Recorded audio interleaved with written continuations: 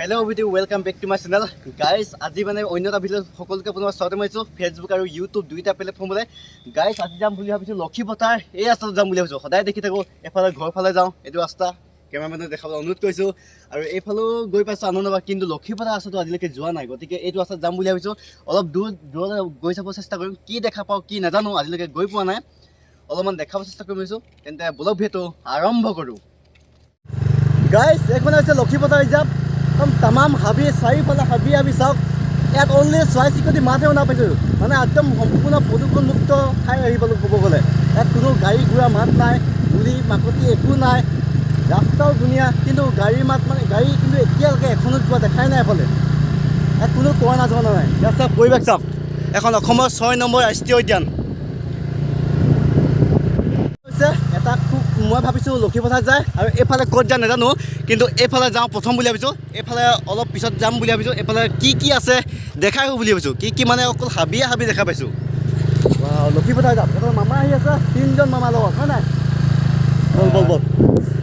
বল তামাম হাবি, ইয়াত কোনো কৰোণা চৰোণা নাই, একদম মানে মুক্ত পৰিৱেশ বুলি ক'ব লাগিব। অনলি চৰাই চিৰিকটি মাতহে শুনা পাইছোঁ।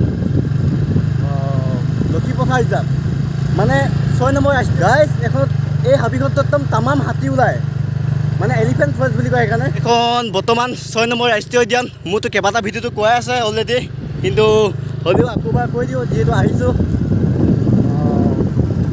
গছেই গছ, তাত ক'তো দোকান পোহৰ একো নাই, হয় না মামা?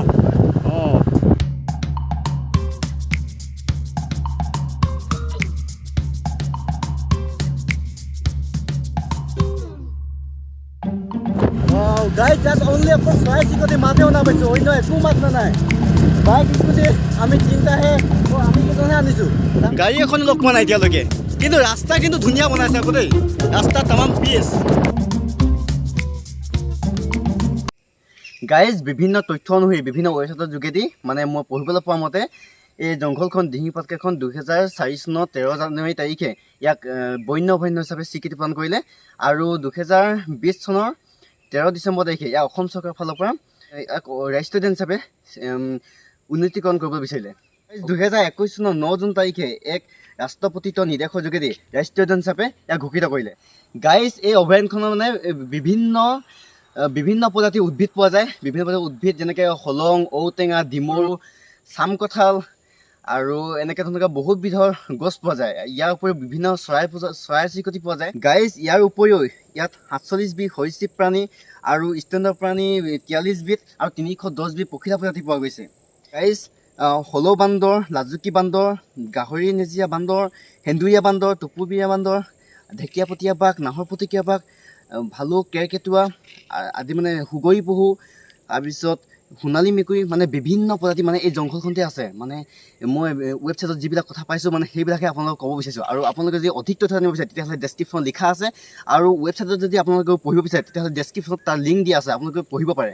গাইজ, জানিব পৰা মতে এই জংঘলখনত 293 বিধ চৰাই প্ৰজাতি সম্পৰ্কে জানিব পৰা গৈছে। গাইজ, এই জংঘলখনত বিভিন্ন লতা বন ঘাঁহজাতীয় উদ্ভিদো পোৱা যায়, তৰুতৃণ, এইবিলাক বিভিন্ন গছ আছে, বিভিন্ন প্ৰজাতিৰ বাঁহ গছো পোৱা যায় ইয়াত, যেনেকৈ কাকৰ বাঁহ, এনেধৰণৰ বহুত বাঁহ পোৱা যায়। আৰু গাইজ, মোৰ পাছফালে চাওক, এয়া হৈছে তৰা গছ।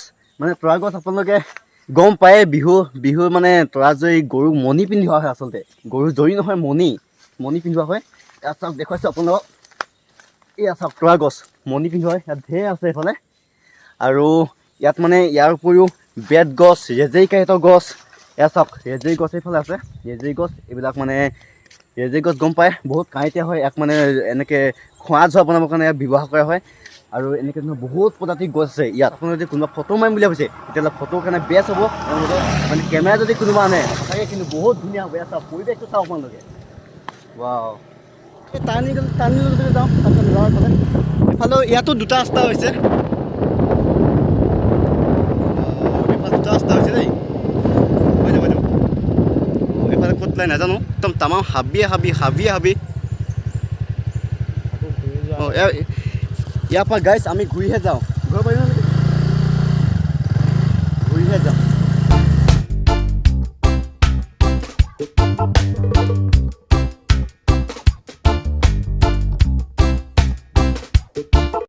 গাইছ এবাৰ এইটো ৰাস্তাত যাওঁ বুলি ভাবিছোঁ লক্ষীপথাৰ যোৱা ৰাস্তাটো বৰ বেছি দূৰ নাযাওঁ বাৰু অকণমান যাবলৈ চেষ্টা কৰোঁ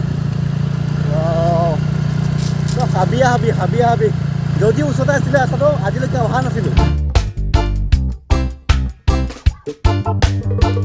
গাইছ ক'ত কেতিয়া হাতী ওলাই কোনো ক'ব নোৱাৰি কাৰণ এখনতো গম পাই একদম হাতীৰ কাৰণে বিখ্যাত ঠাই বুলি ক'ব লাগিব ৰাতিটো হাতী ওলাই ডাৱৰীয়া বতৰ দিনত ওলায় ডাৱৰীয়া বতৰ বুলিয়ে নহয় কেতিয়াবা এনেকুৱা ধৰণৰ একদম ফৰকাল বতৰটো মানে হাতী ওলোৱা চান্স থাকে সেইটো কাৰণে আৰু অলপ ভয় ভাৱটো আছে এনেকৈ ৰাস্তা ঘাটত কেতিয়াবা লগ পোৱা চান্স থাকে কাৰণ ৰাস্তা ঘাট থাকে কেতিয়াবা পৰিৱেশটো চাওক গাইছ চৰাই চিৰিকটি একদম চাকচনি মাত শুনিব পাইছোঁ ইয়াত দেখোন ফুল দিছে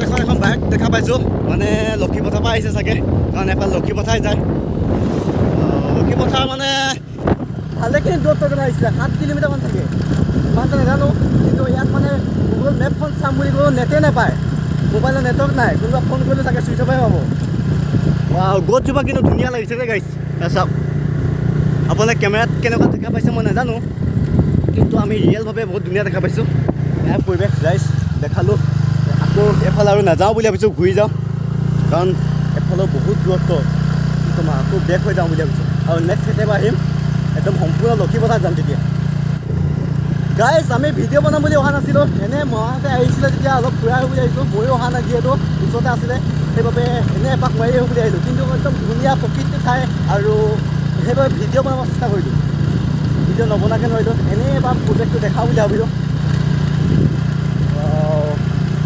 একদম প্ৰকৃতিয়ে মুক্ত ঠাই চাগে চাওক ইয়াত হাতী ওলাই বুলি কৈছোঁ ন একদম ৰাস্তা মাজত এনেকৈ হাতীবোৰ চাওক চাওক একদম হাতীবোৰ মানে চেপি থৈছে এনেকৈ গাড়ী আহিছে যিটো গাড়ীয়ে মানে চেপুৱাই মেলি এনেকুৱা কৈছে ইয়াত হাতী ওলাই আৰু ইয়াত চাওক একদম হাতী মানে ঘলকি থৈছে একেবাৰে মানে ঘূলি পৰিছে এইবিলাক ইয়াত চাওক ৰাস্তা চাওক একদম হাতীয়ে ঘূলি পৰি মানে কি কৰি থৈছে ইয়াৰ পৰিৱেশ দেখা পাইছে আৰু এইফালে চাওক একদম তামাম হলঙা গছ আপোনালোকে গম পায় একদম তামাম চিধা মানে হলং গছ আৰু গাইছ এইটো ভিডিঅ' এটা সজাগ কৰিছোঁ এনেই আহিছোঁ তেতিয়া ভিডিঅ' এটা বনাব চেষ্টা কৰিলোঁ আগতো মোৰ ভিডিঅ'ত আপোনালোকে হাবিখন দেখিছে দিহিং পাটকা হাবিখন আৰু এইফালে কেতিয়াবা গ'লে মানে একদম ফুল প্ৰচেছ আপোনালোকে দেখাব চেষ্টা কৰিম লক্ষীপথাৰলৈকে এইটো ভিডিঅ' এটা সজাগ কৰিছোঁ